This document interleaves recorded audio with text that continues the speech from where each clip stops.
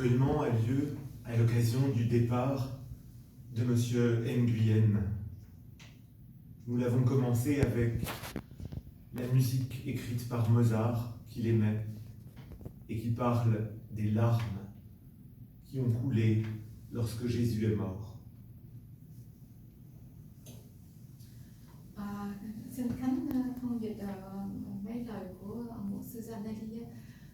Xin thông cảm tại Khánh hiểu không? Hiểu. Nhà mọi người đều hiểu. Thêm hiểu Oui, không? on comprend le français, on comprend ce que D'accord. Bà hiểu bà. Nous sommes là pour 3 moments particuliers pour accompagner la famille de M. Nguyen, son épouse, son fils, sa fille, et puis sa belle-fille, ses petits-enfants. Nous sommes là aussi pour entendre une parole, et puis nous sommes là pour remettre M. Nguyen à Dieu. Je vous invite à la prière.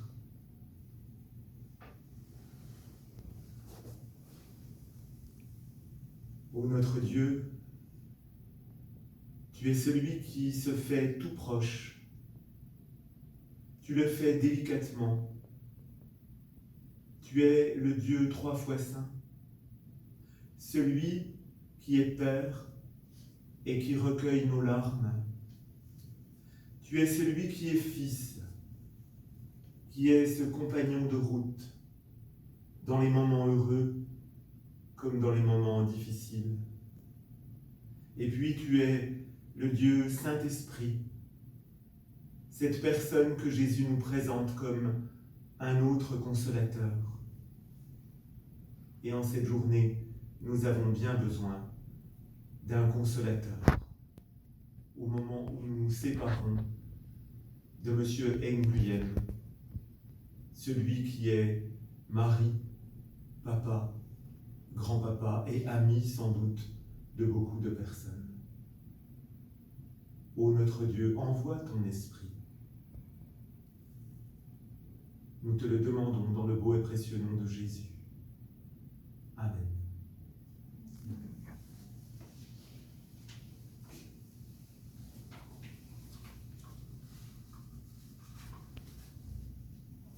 Je n'ai pas rencontré M. Nguyen.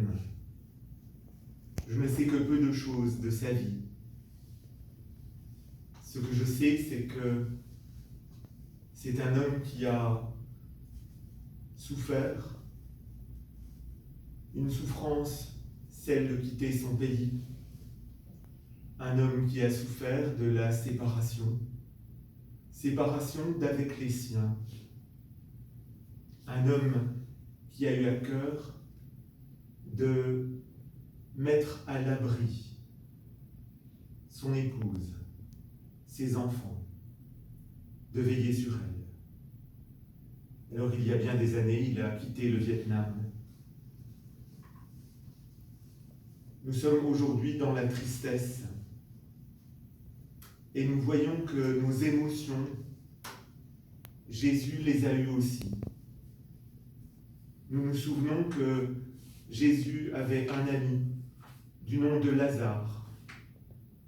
Et quand cet ami est mort, Jésus s'est retrouvé devant son tombeau. Et l'Évangile nous dit, Jésus pleura. Les émotions qui vous habitent, qui nous habitent, ce sont des émotions que Dieu recueille, que Dieu accueille. Comme je l'ai dit dans la prière, il est celui qui recueille nos larmes.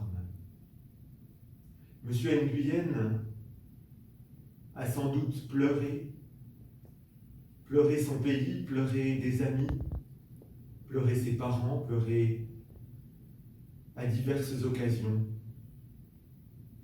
Et il avait choisi de poser sur le papier des mots qui formaient des poèmes, des poèmes qui évoquaient les situations qu'il traversait, qui évoquaient l'état de son cœur, qui évoquaient l'amour. Si aujourd'hui M. Nguyen n'est plus, il vous laisse un héritage. Il vous laisse un héritage écrit, celui de ses poèmes. Mais il vous laisse bien plus que cela. Il vous laisse l'amour qu'il vous a porté.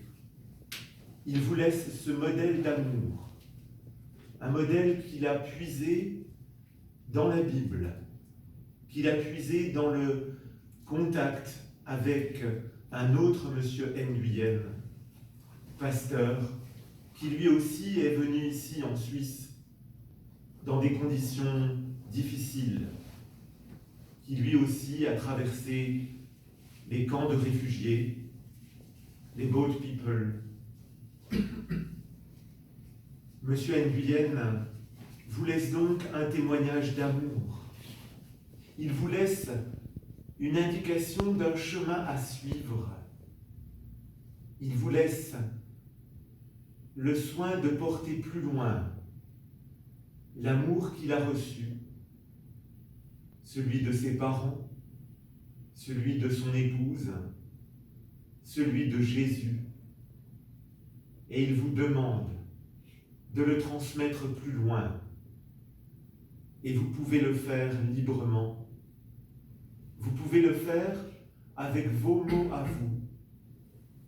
Parce que, en tout temps, vous pouvez être assuré de la présence de l'Esprit Saint, un consolateur qui saura vous donner les bons mots pour faire passer d'un continent à l'autre, pour faire passer de Suisse au Canada, de Suisse au Vietnam, des paroles de réconfort, des paroles d'espérance, des paroles d'amour. Oui, M. Nguyen est celui qui s'en va maintenant, mais que nous retrouverons un jour dans les lieux célestes. Il est de ces personnes discrètes, douces, qui marquent la vie d'autres personnes, justement par leur discrétion et leur douceur.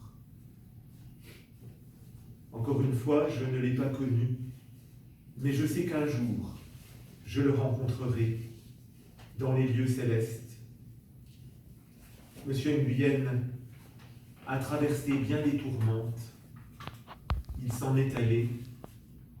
Il est aujourd'hui celui que nous allons remettre dans la présence du Père, celui que nous allons remettre à Dieu, avec cette espérance qu'il avait et que nous avons, une espérance au fond du cœur qui s'inscrit parce que c'est Dieu lui-même qui vient nous rappeler que Jésus a donné sa vie afin que nous ayons accès au Père, afin que nous ayons accès à cette vie éternelle, promise non pas comme une récompense, mais comme un cadeau.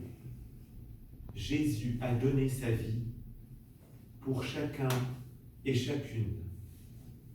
Jésus a donné sa vie pour M. Nguyen, il l'a donné pour vous. Et nous confions à lui, à Dieu, à Jésus, à l'Esprit, pour aller de l'avant avec le poids, le fardeau du deuil que Jésus va porter avec nous. Amen. Amen.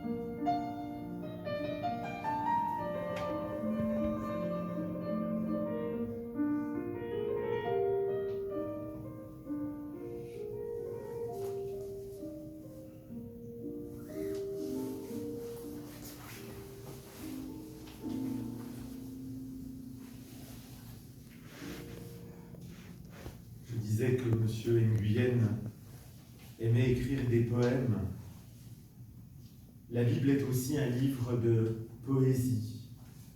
Il y en a plusieurs qui sont réunis dans une partie qu'on appelle les psaumes. Et en introduction à la prière, je vais lire quelques versets tirés du psaume 23. « L'Éternel est mon berger, je ne manquerai de rien. Grâce à lui, je me repose dans des prairies verdoyantes. Et c'est lui qui me conduit au bord des eaux calmes. Il me rend des forces neuves, et pour l'honneur de son nom, il me mène pas à pas sur le droit chemin. Si je devais traverser la vallée où règnent les ténèbres de la mort, je ne craindrai aucun mal.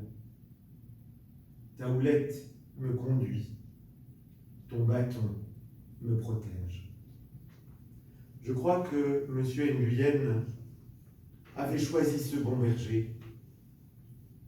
Il n'a manqué de rien. Il a été conduit dans de verdoyantes prairies. Il a été conduit près des eaux calmes, même si sa vie a été mouvementée. Et je ne peux que vous inviter à vous tourner vous aussi vers ce bon berger, un berger qui connaît votre souffrance, qui connaît votre désir d'être consolé. Et c'est comme si nous passions l'un à l'autre un message d'espoir. Il me rend des forces neuves, il me mène pas à pas sur le droit chemin. Aujourd'hui, peut-être avez-vous le sentiment de manquer de force, mais soyez assurés que Dieu vous soutient. Et comme il est dit dans un autre livre de la Bible, Dieu est celui qui nous attend, qui nous prépare une place, et quand nous serons près de lui, il n'y aura plus ni deuil, ni larmes. Et s'il en venait une ou deux, Dieu lui-même les essuiera. Je vous invite à la prière et vous pouvez rester assis. Ô notre Dieu, en cet instant, nous te remettons Monsieur Nguyen. Nous te le remettons dans la foi et dans l'espérance de la résurrection. Nous croyons que tu l'accueilles dans ton ciel de gloire, que tu l'accueilles en attendant la résurrection de son corps. Tu accueilles son âme. Et puis, en cet instant, j'aime à te remettre cette famille touchée par un deuil soudain, te demandant que tu sois un divin médecin qui vient dire à chacune et chacun un mot particulier, un mot d'amour. Je te demande de venir poser ta main sur toutes ces blessures de la vie, que tu viennes toi-même calmer la douleur. Tu es le Dieu puissant, le Dieu 3 fois saint, celui qui est à même de faire cela, celui qui désire faire cela.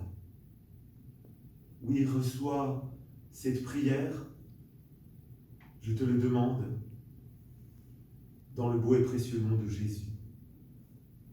Amen. Et puis, nous sommes arrivés au terme de ce temps. Je vous invite à vous lever pour la bénédiction